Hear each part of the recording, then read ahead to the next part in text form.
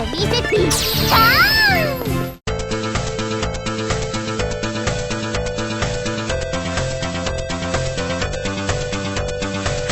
You've likely heard of Puyo Puyo before. You know, the bright arcade-style puzzle series that famously crossed paths with Tetris. Its newest entry, Puyo Puyo Tetris S2, even launched alongside the Switch 2. If, like me though, you only have dipped into the franchise casually, that might be where your familiarity ends with it. So when it comes to the West, the reveal of Mado Monogatari, Fia, and the Wondrous Academy changed all of that. Digging deeper, I realized Puyo Puyo actually spun out of the original Mado Monogatari, which is a first-person PC dungeon crawler from the early 90s. Apart from the 2013's sorcery saga, Curse of the Great Curry God, the series has been mostly dormant. Well, until now. Developer Sting has joined forces with Sega, D4 Enterprise, several other rights holders, and the former Compile Hearts staff to reimagine the property altogether. Again, my only previous brush with the universe was during Sorcery Saga, so I greeted Fia and the Wondrous Academy with zero expectations. Beneath its charming veneer, though, this revival buries its lovable cast beneath an avalanche of tedium. つまり論破音波理論に基づく不可逆性定理を用いふむなるほどあんた分かってないそんなことないよなんとなく漢字はつかんだから本当にできてる意外と飲み込みがいいわ Mado Monogatari follows the story of Fia, a young hopeful accepted into the prestigious Ancient Magic Academy. Moments after orientation, she and a handful of other students find themselves labeled troublemakers and shoveled into the same class. Each chapter then tracks their efforts to prove they belong while discovering truths about the academy and their own ambitions. Fia in the Wondrous Academy is at its best whenever characters take center stage. I assumed Fia would be the usual bubbly airhead, yet she's actually surprisingly observant and often plays the straight character amid the chaos. Her pet carbuncle, named Carby, causes plenty of slapstick trouble, setting a lighthearted tone between the two. Humor in these titles often walks sort of a tightrope, and sometimes they miss their mark. Here, most of the jokes stick thanks to the earnest writing in a cast that, while trope-heavy, forms believable bonds. Lena is the classic awkward genius, where she struggles with her feelings yet channels that brilliance into pivotal story moments. Not every character hits home, where Eska's never-ending crush on Fia feels overplayed, but the ensemble, including the faculty, creates a cozy vibe that easily took me through the grind. Unfortunately though, that warmth is the lone spark in an otherwise dim adventure. Loosely honoring its roots, Fia drops players into procedurally generated floors filled with enemies, hazards, and loot. These spaces are so small and simple that exploration never demands real thought. Later sections introduce arrow traps, sliding platforms, and pools of lava, yet dodging each obstacle is almost effortless. The vitality gauge, which acts as an exhaustion mechanic, adds no pressure because a quick curry meal restores it instantly. Repetition drags the loop down further. The campaign sends you back into the same dungeons countless times, and side quests pile on additional retreads. It feels less like exploration and more like a part-time job here. What kind of puzzles me is the move away from tile-based grids to fully 3D environments. The extra freedom could have ushered in some clever vertical layouts or complex trap chains. That potential only shines in a single-time bonus dungeon packed with cannons, guillotines, and pitfalls.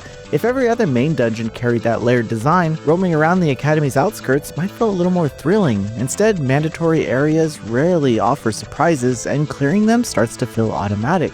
Encounters begin whenever you collide with a roaming enemy icon, with an option for a preemptive strike. Standard attacks are unlimited, while magic hinges on a timeline bar at the top of the screen. Every spell carries an elemental arc, and enemies have the usual resistance and weaknesses. The twist arrives in the form of magic symbols. Each cast leaves behind an elemental icon. Stacking icons lets you unleash grand magic, which are these high damage attacks or party buffs. On paper, that does sound strategic, but in practice, battles require no real planning. Enemy patterns feel interchangeable, and on hard mode, the solution is still spam spells as quickly as possible. Positioning theoretically matters because characters can move around the battlefield, but once you grasp movement, speed, and range, you'll rarely need to adjust mid-fight. Experience pours in at such a rate that grinding becomes pointless, and equipment upgrades quickly erase whatever difficulty remains. You can guide Fia into various combat roles, yet those distinctions never matter when the winning play is hammering elemental weaknesses until foes drop. I did hold out hope for the late game that would ask for deeper tactics, but instead it just doubles down on bigger health bars and same spell spam. Between these excursions, the Academy offers plenty of extracurriculars, where you can do synthesis, gardening, cooking, fishing, classes, and more.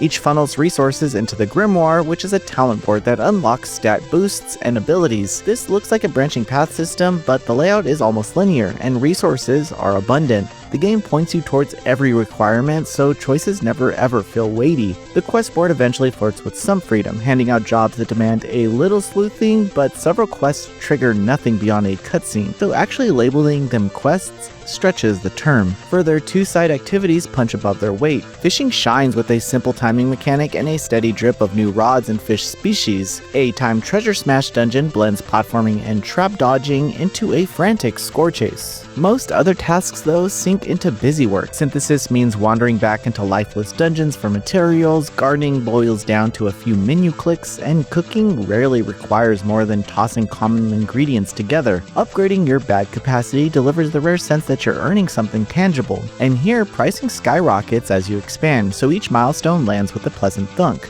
Sadly though, that feeling is fleeting amid so much filler. Visually, the game nails an approachable Saturday morning cartoon style. Character portraits brim with personality, and spell effects pop with saturated colors. Dungeon tile sets, however, grow stale really fast, so you'll see the same stone corridors ad nauseum. A punchier soundtrack could have masked repetition, but most tracks melt into the background. Localization keeps the dialogue lively, with jokes landing in English as naturally as they do in Japanese. You might spot some awkward phrasing hiccups that slip through, yet nothing breaks comprehension. Voice acting, which is Japanese only, delivers a solid comedic timing, especially during campy skits. I dislike writing reviews that dwell on shortcomings. It can feel dismissive of the months, even years of effort poured in by the developers. Yet, painting a dull experience in bright colors helps no one in this case. Mado Monogatari, Fia, and the Wondrous Academy boast a cast that deserves a better stage. Their chemistry, paired with occasional bursts of heartfelt writing, kept me invested in their fates.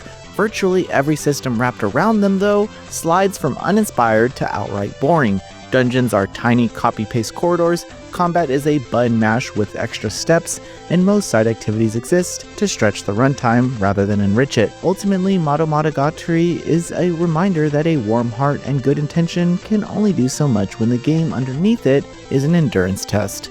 Noisy Pixel is giving Mado Monogatari, Fia, and the Wondrous Academy a 4.5 out of 10.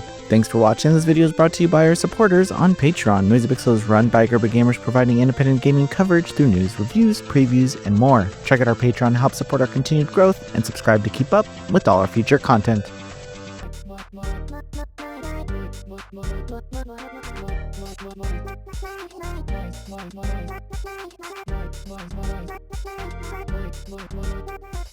Noisy Pixel.